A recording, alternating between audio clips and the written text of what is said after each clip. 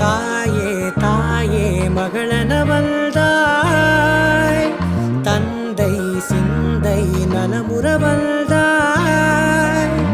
நீயே லோகம் என்று ஆனாய் பெண்ணே, என்னை ஆளும் தெய்வம் நீதான் கண்ணே. பெற்றது நானா இல்லை உன் மகனே நானம்மா. தாயே தாயே மகளென வந்தாய், தந்தை சிந்தை நலமுற வந்தாய்.